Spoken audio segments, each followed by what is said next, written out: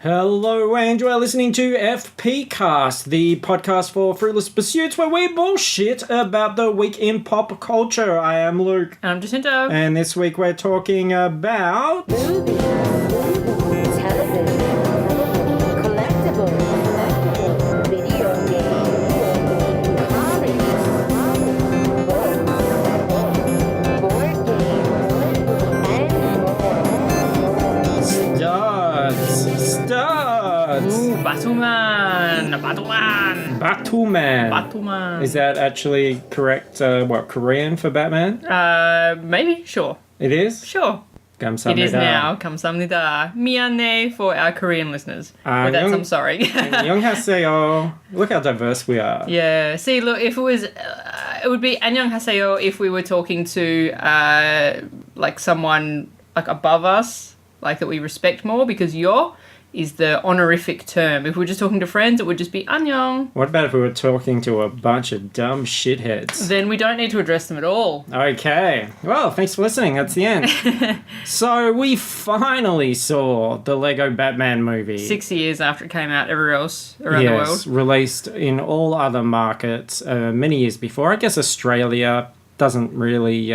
like Batman, No. that very much doesn't understand it. Fruit Batman, we would have understood. That would have been fine.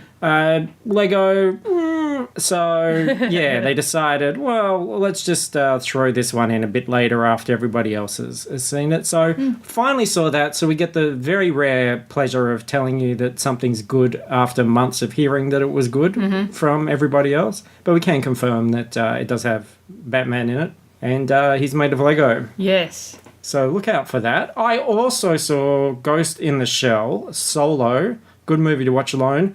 I will be talking about that one. And then we've got some a little bit of news, trailers, and we have finally been inspired to take on Vikings. Also very late. This is like a bit of a time capsule for this podcast. It is. So we've got Vikings. Well, I mean, we did it with Downton Abbey, so why can't we do it with Vikings? That's right. I mean, we're more on the ball with Vikings, because I think Downton Abbey had 6 seasons before we jumped on board, and this has only had maybe like 4? 4 with the 5th on its way. Yeah. So there's your news, Huey Lewis. We are going back in time. How exciting. Well, it's just like I can just feel the power of love. Let's talk some news. I'm using the inverted quotation marks. There isn't much, but I think this is pertinent to us. I think this is kind of a chilling thing. So, literally the day after the podcast came out, and I think this was done on purpose, so I'm very offended by this, Benedict, but the news came out that the new Cumber Baby has dropped. A Cumber Baby, a brand new one. A fresh one, yes. Has really over 18 months passed since the whole pregnant the first time. That's what confuses me. Or is this all from the same kind of spawning? Because I'm assuming there was some sort of... So there's like a delayed release? egg kind of thing. I said leg, but I meant egg. Came out from between the legs.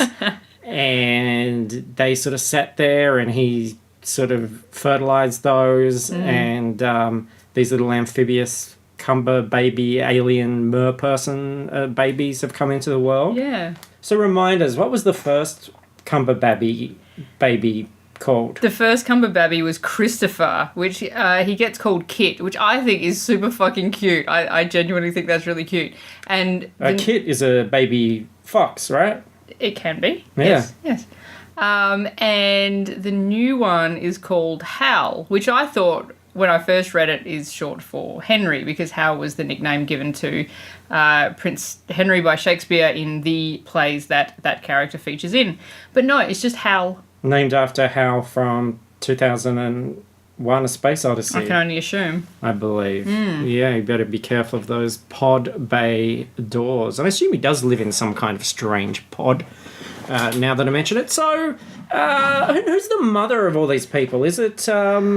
Is her name Sophie? Watson from Sherlock? No, she's not from Sherlock. She's like a theatre producer or something. Okay, so it's not... what's his face? Frodo. Oh, by Bilbo. No, it's not Martin Freeman. Martin Freeman. No. No. Okay. But it's like a human woman. It is. I know. Well, yeah. I mean, like I've seen pictures. Yeah. I haven't, obviously met her or interacted with her to confirm that she is a human woman. But from the pictures, it looks very much like she is. And she's consensual in this breeding. She's seen his face. Again, I can't confirm, but I mean, she doesn't seem like trapped or there's no visible like handcuffs or anything in the photos. A lot of people worried about Trump, they're worried about Russia. I believe that this sort of lizard, amphibious, Benedict Cumber, alien, spawning takeover is what we really it's the real danger. Should be worried about here. How do we build a wall for that? I don't know. I think it sounds like we'd have to build a wall around Sophie, whatever her name is, and stop him getting to her precious eggs. I would build a wall around Martin Freeman as well, just to be safe, because I have a feeling that Benedict lays the eggs. Do you think you know about animals and stuff? Do you think he has a cloaca? Am I saying that correctly?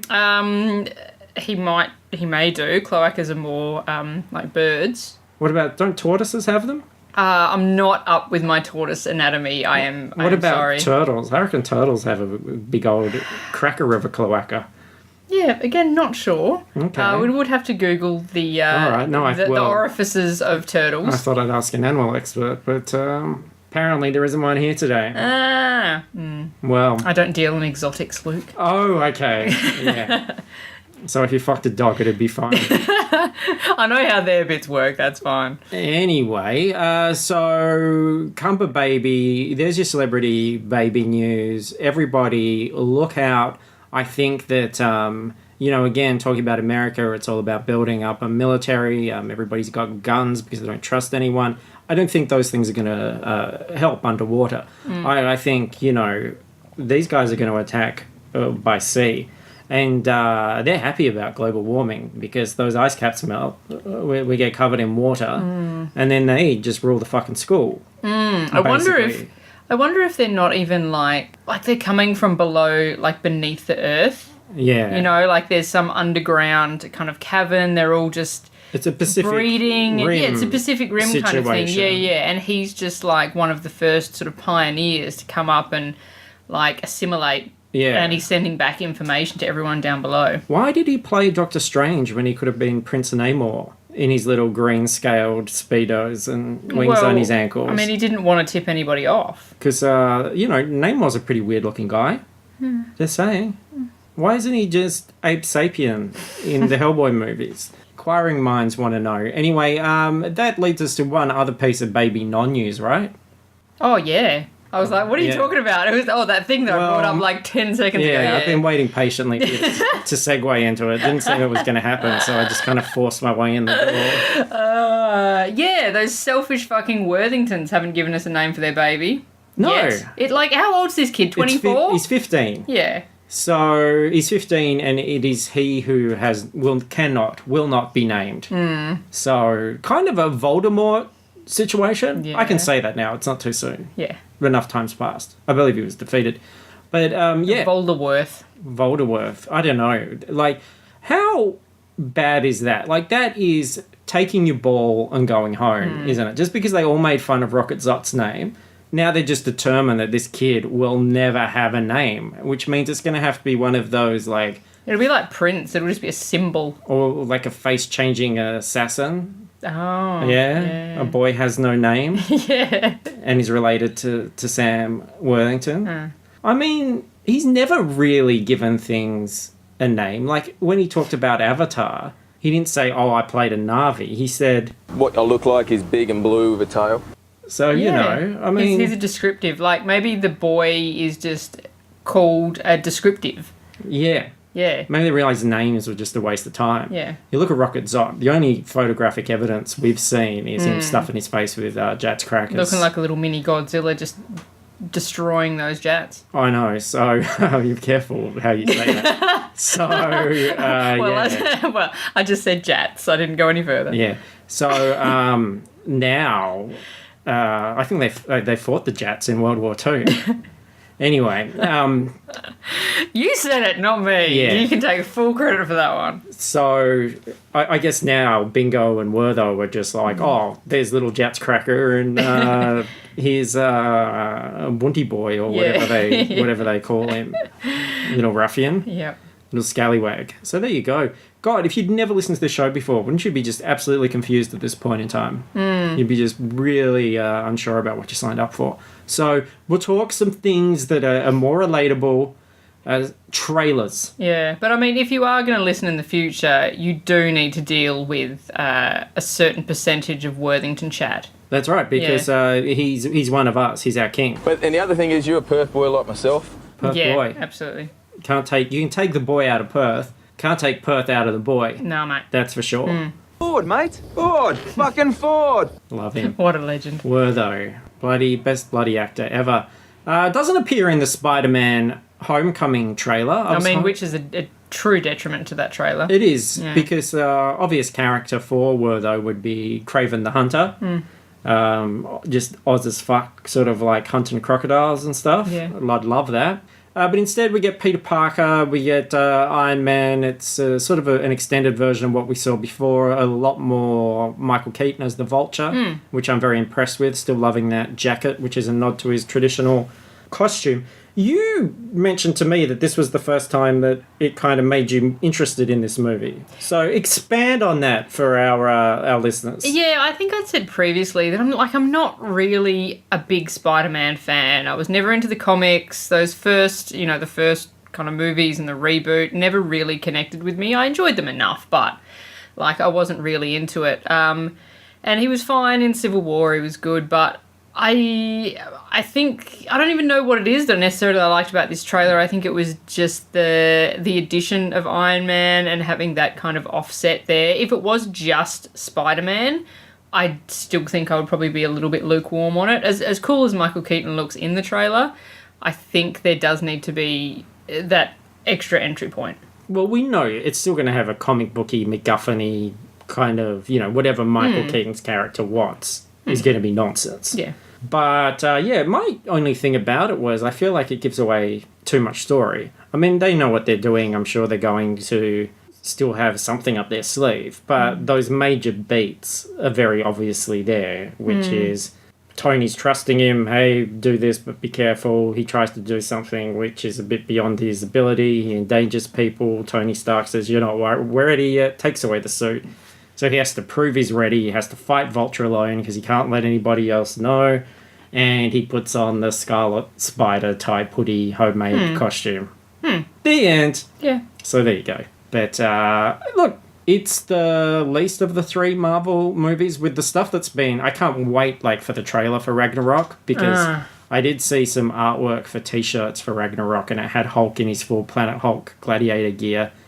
Fighting alongside Thor, and it looked amazing. And apparently James Gunn has said that the Ragnarok trailer is the best trailer Marvel has ever cut. Yeah, and right. Considering he directed both Guardians, which have very good trailers, that is a good sign. So in Taika we trust. Yeah, you wonder how much the filmmaker actually has control over the trailer. Because you hear sometimes that the trailers are not representative of what necessarily the filmmaker has done, but... yeah, if James Gunn's saying it's good, then it's got to be fair. I'd love some really, a super retro-y VHS ad kind of thing for Thor. That would be a lot of fun. And very confusing for the younger viewers. Yeah. What's a VHS? Yeah. But the real new stuff came out of the first trailer for It. Stephen King's It. Clown in the Sewer. We all float down here. That's right. So I know you're feeling a bit nervous about this one. Are you going to say right now on the show that you'll commit to seeing it in the cinema? As long as nothing else better comes out the week that it is released. I think you got to do it. I think it looks interesting. It looks nicely put together. And it's a clown in the sewer. I think that the original It... Was it a miniseries or a movie? Tim Curry one. Yeah. I think that was the point where I went, I can't watch a movie like this anymore. I think that's my origin story as far as a horror wuss goes. The bit where he's like in the shower block and he comes up through the fucking drain and everything just, oh, no, thank you. No thanks. Which is why you never shower. Or Yeah. shower with, like, something... Well, I don't shower jammed in communal shower blocks. That's in the my hard drain. line. Yeah. Yeah. You've got a clown valve. Oh, I do. Is that right? Yeah. I think a lot of people got them. It was like Jaws scared everyone about the beach, and if you were a plumber, during the time that it came out, you would have been installing a fair few clown valves. We've got them, and we didn't put them in. Like, They were we already rent, installed, but just on the sink downstairs. Yeah. So when then you're washing the dishes, the clown doesn't lick the plates or anything like that. And he's See, sort of that would be kind of convenient, wouldn't it? foolish kind of thing. See, licking the plate's not that bad. Coming out and eating your face, not real good. Clowns have diseases, though. Like, no that's one's true. ever had a good experience with a clown. We should accept that. I don't know. I imagine that there's some weird fetish people who have definitely had good experiences with clowns. I think it is actually very fitting because, I mean, I can't say that I closely follow Snoop Dogg's career or am particularly invested in what Snoop Dogg does, but that footage of the Donald Trump clown is just perfect. He is a clown. And with the, like, orange face with the white around the eyes and everything. I just thought that's so great. So why not have a, like, Donald Trump clown living in the sewer? That would be even more frightening. I don't think you would have to install the valves then. I don't think he's going to come up through a drain. No. He'd be stuck like Winnie the Pooh. Oh, bother. And then he'd blame somebody else. Yeah. So, yeah, I don't know. I think it's interesting. I think, Benedict Cumberbatch could have played the sewer-dwelling creature. That would have been interesting too. He could lay his eggs down there. He'll have his big clown suit. It'll be bulging at the bum, and he'll go, "Oh, sorry, I've just got to let some of these out," and just undo the little bum flap and pop, pop, pop, pop, pop, pop. I know it sounds Little eggs coming out. a bit outlandish, but this is a guy who agreed to be in Zoolander 2, so beggars can't be choosers. With no eyebrows. Yeah. Okay, so Jacinta's just come forward as the brand new It Girl. Gonna see that in the cinema with me. Looking forward to that review. Looking forward to those reactions. Now, let's actually Crying in the cinema. review some stuff. Let's get into some things that we actually saw. We did see the Lego Batman movie. It opened on Thursday here. Took its sweet time. Was it worth the wait? Yeah, it was pretty good. It was good. It was good.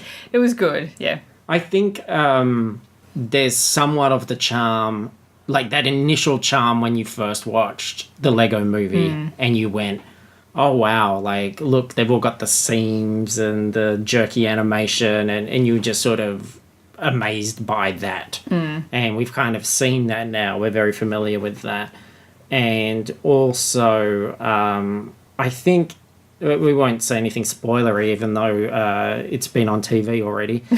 But the existence of Lego Dimensions has probably diminished this. Some of the impact of this as well. If that game hadn't existed, I think maybe this would have a bit more of a punch and a bit more of a surprise as it goes into the latter part. But it's very funny, very well done. I felt like it started to get just a little slow towards the end, like where it's really concerned with story and tying up a conflict and exploring some themes, and the jokes aren't as quick and fast and sort of freewheeling as it is in the beginning.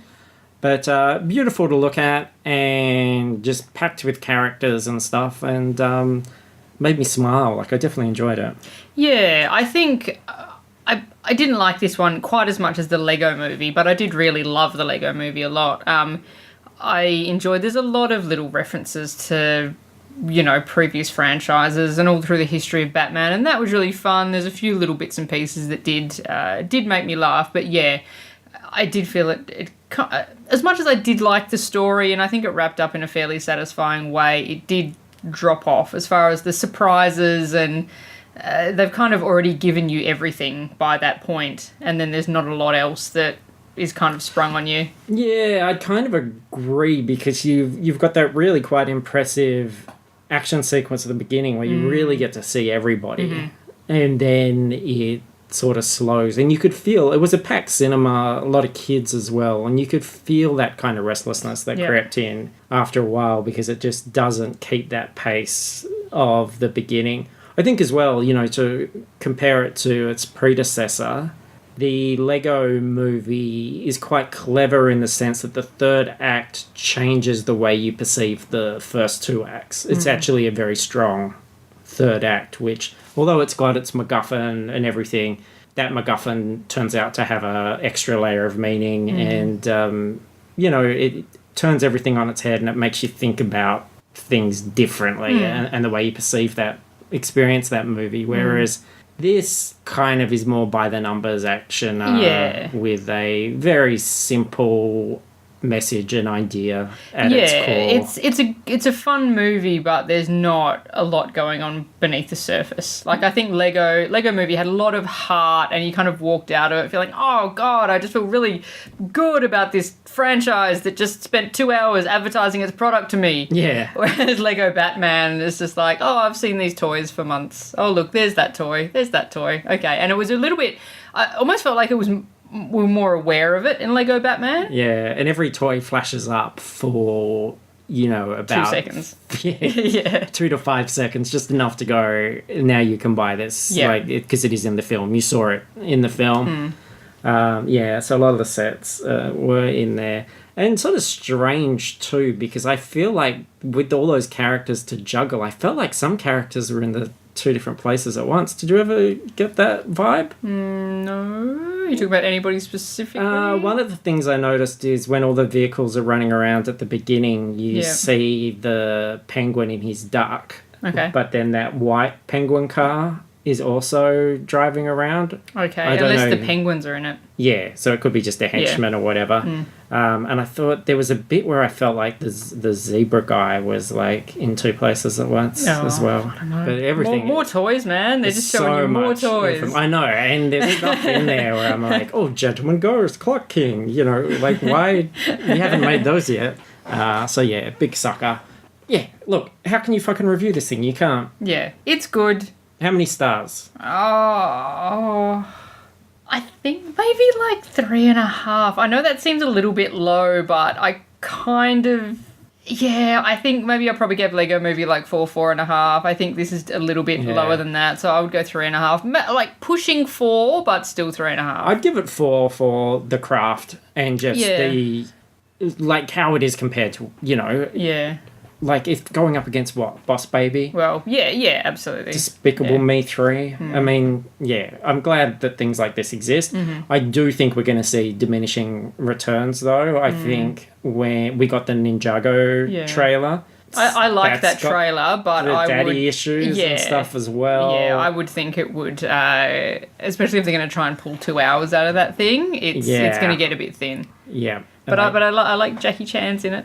That's cool. Jackie Chan. Good for him. So more recent, more relevant, although you didn't get to see it. Well, I chose not to. By choice. I saw Ghost in the Shell on Wednesday, and I actually really enjoyed it. I'll actually start with, I'm probably looking at like 3.5 on it. So I'm not talking about something that was, you know, amazing. I don't think it's going to be anybody's favourite movie for the year or anything like that. But I think it was very well realised. The design, the world is really strong, I think. A lot of that stuff was done by Weta. Okay. Yeah, and really nice commitment by everybody. I really quite enjoyed the characters. They're not multifaceted characters. I enjoyed the performances, I should say. And it's really more about having a presence.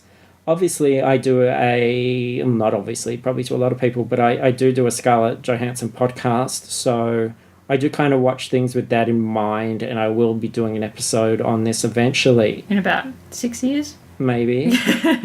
But, yeah, I think it was a really good outing for her. I think that she's playing the misfit. I think she even literally has a line about how she doesn't feel like she fits in. And that sort of tomboyish kind of awkward misfit, I think she's really good at. And she has moments where she has to get out some emotion or really sort of respond to things. And I think it's it all works. It all fits really well. Really like the dude with the eyes. And Isn't that all of them? well, you got the mechanical eyes. The guy with the eyes. Guy with the eyes. I really liked him. I think again, it has that sort of problem where it doesn't actually necessarily build to something particularly satisfying. There's this sort of hint of a mystery, which isn't really a mystery. Like, you never feel that one scene drives you to, well, what's going to happen next? And bottom line, like, the biggest criticism I would have of it is the story is very simplistic. And these ideas about consciousness and where do you end and your body begin. I think she literally says at one point something like, it's not what you are, but what you do that defines you. You know, these are cliche things that we've heard a billion times. But then, I don't know if I'm sort of softening on this to a degree, but I'm aware that it's not always because, like, we're smart people, we've got smart listeners, and you think, oh, well, it's because the filmmakers are simple. And I don't think that's it. I think it's because audiences are simple. And I think people are showing themselves just through their sort of discourse online and like the way that they interpret news or anything, the people need things to be very basic. And I think when you've got something that's potentially dense, which already has that barrier of, oh, it was anime or manga, which for a lot of people are, what are they? I don't like that stuff. I don't know what that stuff is. I think they have chosen to keep it relatively simple and to sort of streamline it and give you something that's really easily digestible. And they've certainly done that. But the thing is... Well, for many people, it's the entry point into the franchise, isn't it? Yeah. You know, they may go back and watch the anime and revisit that universe, but, yeah, you need a simple first step. And I haven't read the manga. I did have a flip through it at work the other day, and I noticed that there's not a lot that felt like it was from the film. I know there's been comparisons to the anime and the first animated movie and some of the shots in here, and that there is similarity. But I watched the movie very long time ago, probably sort of when it first came to VHS, and I don't remember loving it. I remember being a bit sort of bored by it, whereas I quite enjoyed this. And I felt like, although it never, like, reaches great heights, it's very consistent all the way through. Like, I wasn't bored, I was engaged. And I think it's not that sort of thing where it's front-loaded with effects and stuff and then it just sort of peters out. Everything looks really nice and well put together. But I think because it's got that sort of harder sci-fi look, you know, an obvious comparison would be something like Blade Runner. You might think, oh, well, is there a little bit more substance in here? Is there going to be a little bit more thought? Are the ideas going to be a little bit more challenging? But they're not. But then, you know, we enjoyed Great Wall, which has nothing character and story-wise, particularly. But then... It looked great. Yeah, it looked great. And it was a fun journey. Yeah. And it was interesting to be on that journey. So I certainly don't regret seeing it. And... yeah, I think it was a really good one for Scarlett. I do just want to address, and I think this is the sort of minorest spoiler, really, because you sort of know the setup from the title. But I have heard people say they won't see it because of the whitewashing. We've joked about the whitewashing in it. I've said that, you know, if you're going to whitewash, use a nice coat of paint. Obviously, the character was initially Japanese, and you've got Scarlett playing that. The cast is very diverse. I think there's even an Australian in there who I would have to look it up, but I feel like there's like a Indigenous or Islander or somebody in there, but I haven't had a chance to look that up yet.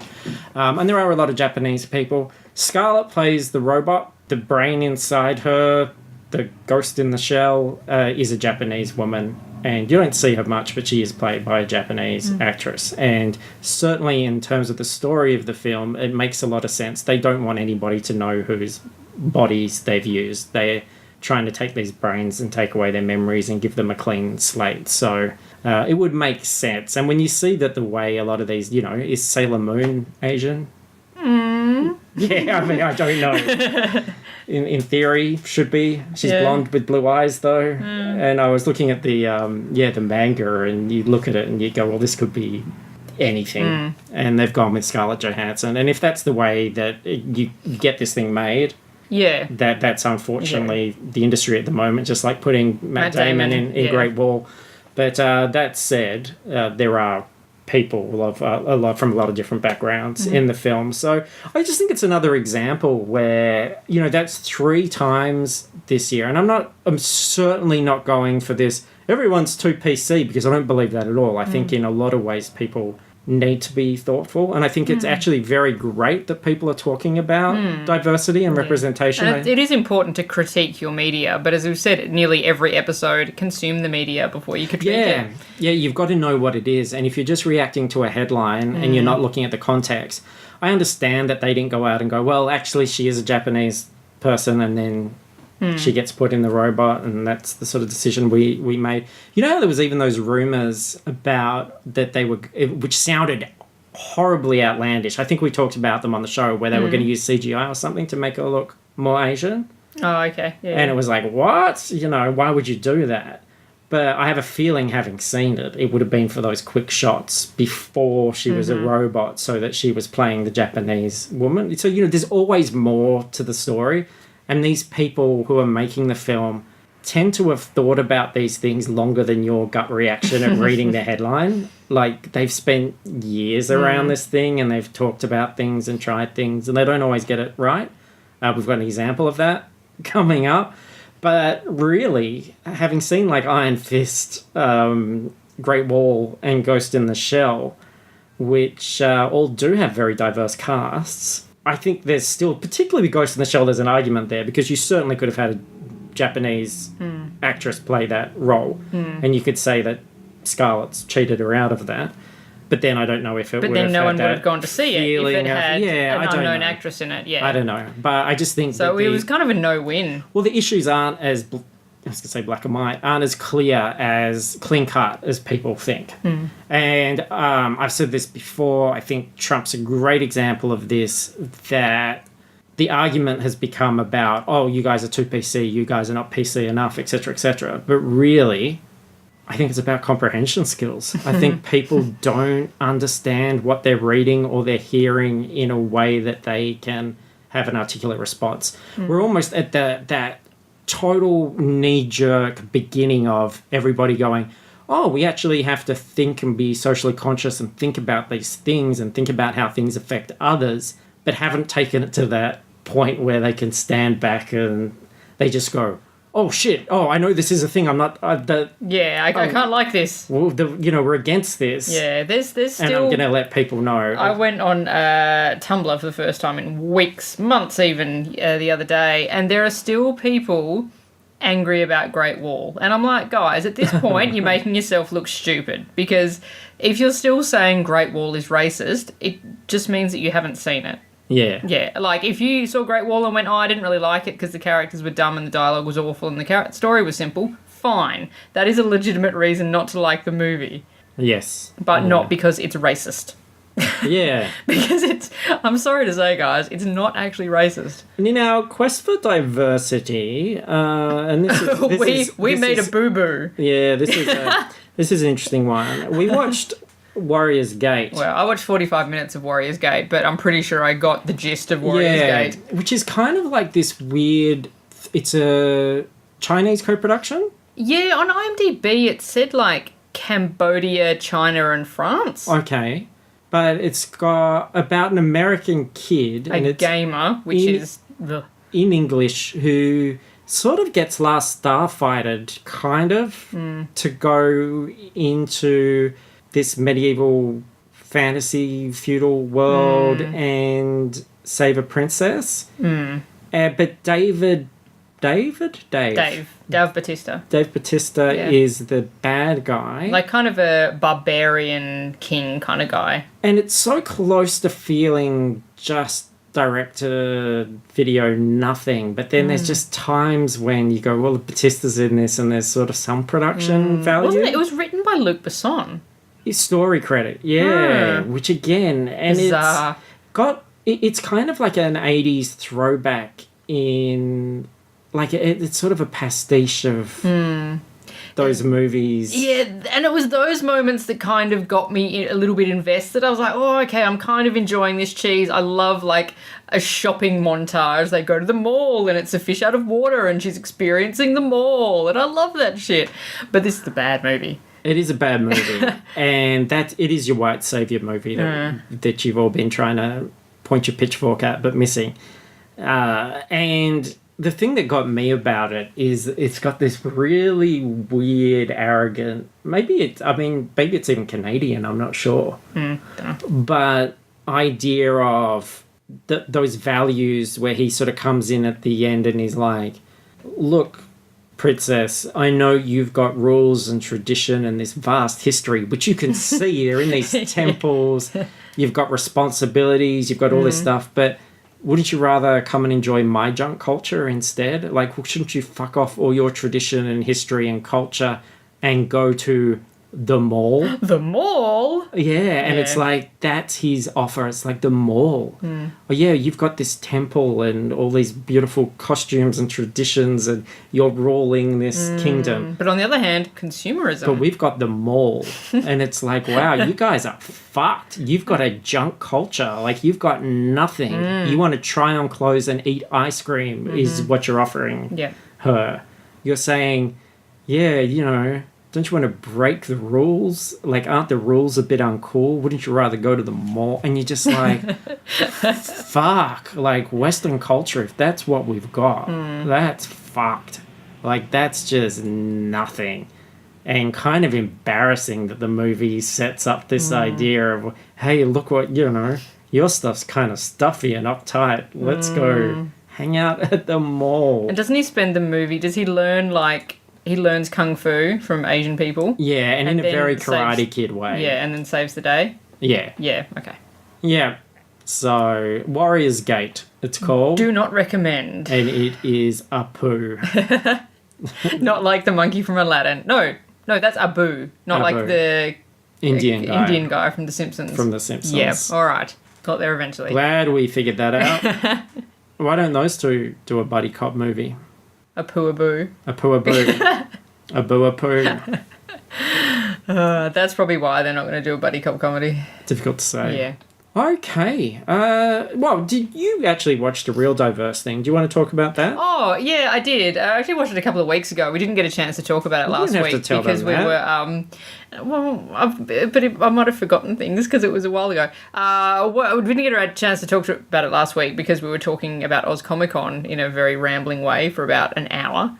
I thought that was good. Wasn't it? I never listened to it again. Wasn't it good? I think I listened to a bit of it and went, oh, God, what are we even talking about? You could say that about any show. That's fair, but normally a normal show goes for about an hour, not an hour and a half. But anyway, doesn't matter. I watched I left Korea and I went to Taiwan. Whoa. What's a Taiwanese drama called Prince of Wolf? Sounds like you've got it made in Taiwan. Yes, they produce all the best plastic consumables in Taiwan. So what's it called? Prince of Wolf. Prince of Wolf. Yes. Okay. And it's about a little kid who goes on like a camping trip or something with his family and then gets lost in the forest. No one is seemingly able to find this small child in this forest, and he is then raised by wolves. Yeah. Yeah. Little Mowgli style. And Romulus and Remus. yeah, and like 17 years later or something, this girl she's a photographer. She wants to win some kind of photography competition. So she goes up to Wolf Mountain, which is like some forbidden place that you're never supposed to go because if you go there, you never come back. And so for some reason, she goes up there to take some pictures. She stumbles across this guy and sort of discovers about his life. And I think eventually she brings him back to civilization. And he's a teen wolf. He's, probably early 20s. Can he turn into a wolf? No, I thought when I first saw the posters and all the stuff for the show, I thought he could. But he was just raised by wolves. He was just raised by wolves. And so he runs really fast and kind of... and like all that sort of shit. And it's so dopey. It's really bad. But the very charming thing about it is the main lead, the guy, is just this adorable, dopey goof of a human being. And you're just like, oh, you're so terrible, but I just want to keep watching. Does he lick his nuts in public? Not that you see on the show. This is where this is tough, like what we do, because... we want to do the diverse thing, but really, especially with subtitles and stuff, it's really, because I'm usually doing other things, I can only probably watch something once a week, realistically. But if it's not good, then the proposition for our listening audience is, here is something obscure that you would not have heard about, and now we're telling you about it in order to tell you to continue not hearing about it or thinking about it. I don't know, but I mean, I wouldn't have spoken about it. It has a charm. Like, it's very charming. Yeah. It's not... But then, again, if we just watched that first one episode of Goblin, I would have kind of gone, but because I kept going, I became deeply and utterly obsessed with it. You got the Stockholm syndrome. I did. Oh, God, yes, I did. But, yeah, this show, it's very charming. It's very sweet. It's, super duper G-rated. Like, there's nothing to it. But instead of... So he lives with these wolves, but instead of them being wolves, because... I don't know, they just didn't have the budget to get trained wolves. They're just huskies. They're just domestic husky dogs. And so that is absolutely fucking hilarious. And these people are like, oh, wolves! And there's just these dogs sitting there going, hi, guys! So I love that too. It's a charming, very sweet show, but I don't know how much further I'm going to go with it. There you go. And speaking of charming, sweet shows, finally, we are watching Vikings. After a lot of people have recommended Vikings in the past. And like anything, it took a few episodes. You need to get to know the characters. You need the stakes to start to raise a bit. But I am right at the tail end of season 2, and I'm very much enjoying it. Yeah, I watched the first 4 episodes in nearly one hit. And I was enjoying it enough to kind of keep going, but I wasn't super into it. But last night I sat down and watched episodes 6 and 7. And then things started to kind of happen a bit more, and I'm enjoying it. I don't think it's my favourite thing ever just yet, but I think I've kind of found a little bit more of an in than what I had in the previous episodes. It's Game of Thrones light. Very much so. But then, if you start to look at the history of these characters, and it is a History Channel show, it's following the legends and the stories of these characters, and as such, some interesting developments happen as it continues. Yeah, I think everybody's doing a good job. If you're wondering why we're suddenly watching Vikings, it was because of last week. We're seeing Clive Standen, Sitten, and Torkin about... He should change his name to Clive Standen, Sitten, and Torkin. We saw him talk about it, and I only saw the tail end of that, but I kind of wish I'd seen more because he's an interesting character in the show. And they've had Travis Fimmel here before, haven't they? Yeah, he was here last year. So next year, got to be Catherine Winnick. Oh, hopefully. That would be amazing. Yeah. So that's what sold me. If there's an entry character in there that I really like the look of, that helps. And Catherine Winnick plays... The one female. No, where you are at, perhaps. Plays Lagatha. And just, second I saw her, I was like, who's that? Who is that dish? Who is this? Yes, and I think that's half the struggle that I had, is there were, this thing is full of dudes, but they all look disgusting and like they have lice, so I was not attracted to any of them. I'm a little bit into the priest now. I think he's quite cute, but all the Viking dudes are gross. Even, I know Travis Fimmel is, a pretty good-looking dude in real life. Nah, not He's in a this. bogan. And he's a fucking mega perfectly bogan. cast, because Vikings are bogans. They are absolute scallywags in this thing. Give them an inch... God, they'll go and hack you up, and it's quite funny because you're sort of watching this thing and you go, well, these are my point of view characters. This is who I'm rooting for. And Fimmo's like, I want to go west, eh? And they're like, no, dickhead, you can't go west. There's nothing there. You knob. And then he's like, I'll fucking go west. And you're like, yeah, go west. I believe in him. Go west. So he goes west. And you're like, yeah, you're doing it. Arrives, rape and murder everybody. And you're like, oh. Yeah, well, that was the thing. Watching those first 4 episodes, everyone's kind of a dickhead. And I'm like, oh, who am I going for here? And it just felt like there was just this undertone of meanness. Everything was a bit mean, and I didn't really want anyone to succeed. Actually, the people I wanted to succeed were the ones that they were raping and killing. I do enjoy, though, that it is a learning show. You learn more about their customs and things as it goes on, and you go, oh, there is a sense of honour, but they see things differently. And in some ways, they do treat people... they either treat the women incredibly well or incredibly poorly, depending on whether they're free or a slave, basically. Whereas the English people just treat them all terribly in general. So there's those kind of differences. But also, I think the show's very clever at saying, well, this episode we're going to show you this custom or ritual or rite, or, you know, it teases out this stuff as you go. I'm actually amazed that, and if anybody watches the show, has watched the show, I'm very curious as to how popular or niche it is. I mean, it's going into the 5th season, but there's a surprising lack of merchandise or anything like that around this show. There was a wave of pop vinyls, and that's about it. And you would think that, like, I'm surprised they haven't marketed the shit out of this like Game of Thrones. Yeah, I thought it was pretty popular because a lot of people that I know watch it, like a bunch of people at work and a whole bunch of friends watch this thing. But yeah, as far as the merchandising and stuff goes, there's just not really anything. No, and like... Unless it's just History Channel kind of not knowing how to deal with it in the way that, you know, HBO or someone like that does. But yeah, it's really bizarre. So I wanted to buy a Lagertha pop, but... You got to spare $400? I keep calling it Lagertha. A Lagertha pop. But yeah, there's like 2 on eBay, and they were like... Well, I think one was at auction and it was 100, and the other one, buy it now, was like 400. Yeah. It's like, what the fuck is that, son? I hate that pop vinyls are so collectible now. They're fucking garbage. I own a bunch of them, but I recognise that they're garbage. Some of them, particularly, are really garbage. Stick that in your pipe, Funko. You're not having much Funko now, are you? Huh? More like fucko, am I right? Oh no, I think they're having heaps of Funko because there's enough of these idiots out there who are paying this much money for their crap. I don't know, though. I reckon it's just like all the Star Wars phases and everything else. Like, people buy them when they come out, and then there's rarity. But for every one that's rare, there's like 15 that's not, and it all cancels each other out. You know? You end up with like 400 boxes of bullshit. I'm telling you, like That's a pretty good band name. 400 boxes of bullshit. I think Jared Leto was in that, wasn't he? Yeah. What was it, Russell Crowe? Is that Russell Crowe's Maybe band? that's their crossover band. Yeah. I think that's the one thing. When you see apocalyptic wastelands in films, the only thing they're missing is a whole bunch of pop vinyls. And just Beanie Babies. scattered all over the place.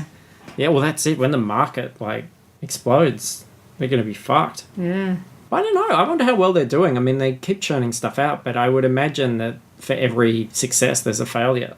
There's a line that people just cannot get rid of. Though it's funny, there's like some of the lines that you would have thought would be less popular have just gone bananas. Like I was saying, the Book of Life pop vinyls you can't get, and they are hundreds and hundreds of dollars now if you want them. Nobody saw that fucking movie.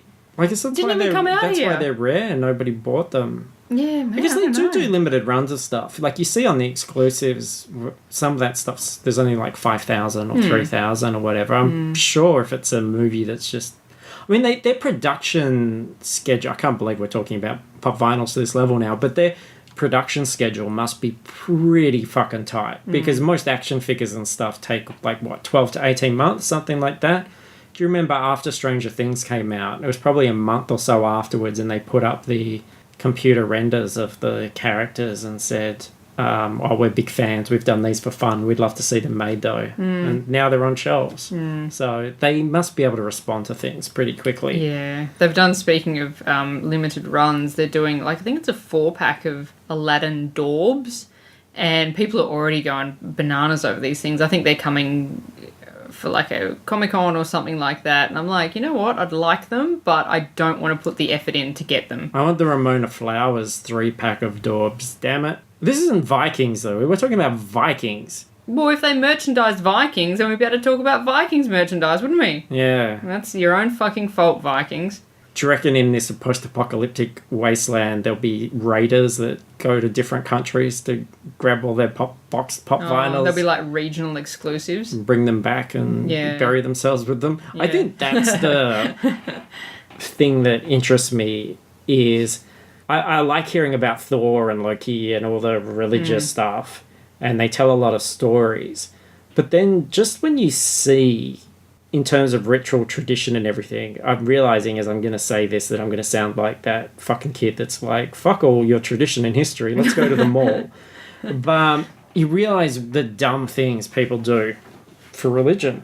Like the idea of amassing all this treasure and then they just bury it. And they're like, oh, I'll enjoy that when I'm dead. And it's like, But you could enjoy it now, and then you could enjoy it when you're dead. Yeah.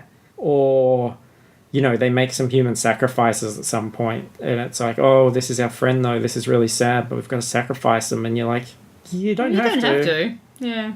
And you can eat that, and it won't be a problem. And you can do that. Like, life is so fucking hard that I can't believe people go, let's set up some arbitrary hoops. Let's just say I'll go without everything over these months. I won't eat this food. I can't do this on a Sunday. I've got to do this. In fact, let's make an appointment where, like a kind of book club where I look at the same book every Sunday. Let's set myself some real struggles. But that's people that need a hobby. Yeah, let's make things hard for an imaginary character. That's like taking your fandom really far.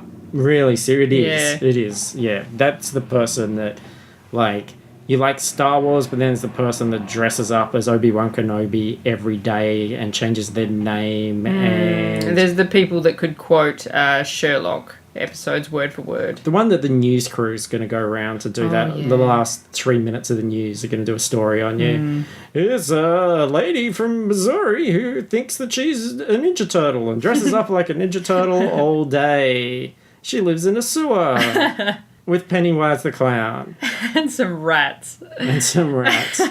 The rat is teaching her to gnaw bones and eat her own shit. It's a precursor to Kung Fu, she's sure. Yeah, there you So go. maybe we'll do like a Fuck Yeah Vikings as we get a bit further into it. Or we could do it for Patreon. Is anyone interested in Vikings? Anybody watching Vikings? Let us know. Because Well, no one was interested in Downton Abbey and we still did it, so like fuck that's 'em. true. That's very true. Yeah. It's funny because we've got about a dozen, like, sort of solid Patreon people. And I imagine there's not much you could think of which would appeal to all 12 of those. It's like, yeah, do we do it for... We can just do it at the end of a show. Yes, as is our custom for the Fuck Yeah TV.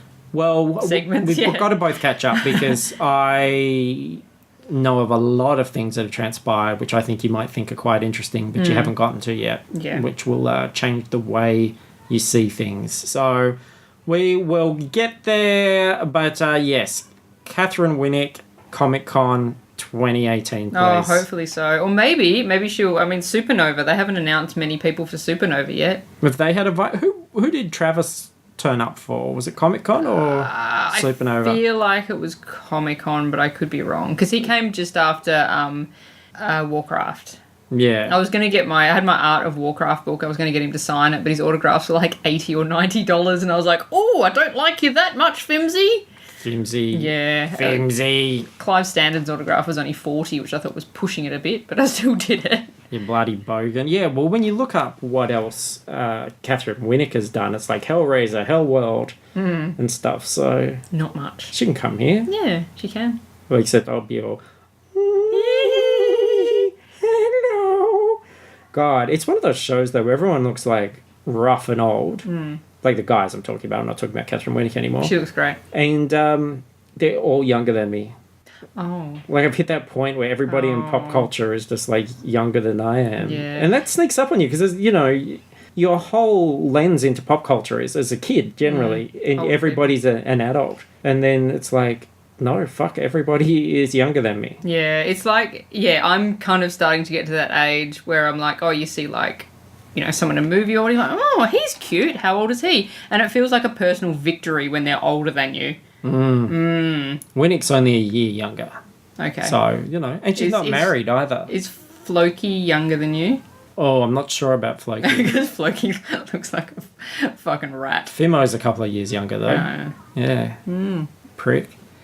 All right. That was a lot of inside baseball, I feel like. I feel like that whole last bit, you know, talking about the pop vinyls, talking about the cons, everything. It was like you and I were inside a giant baseball. Did you feel that?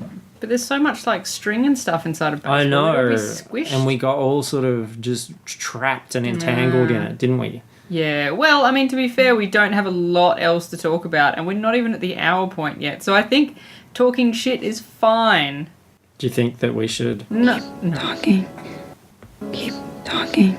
This is amazing. I didn't use any of that during Ghost in the Shell. Ah, that was so quiet. What a shame.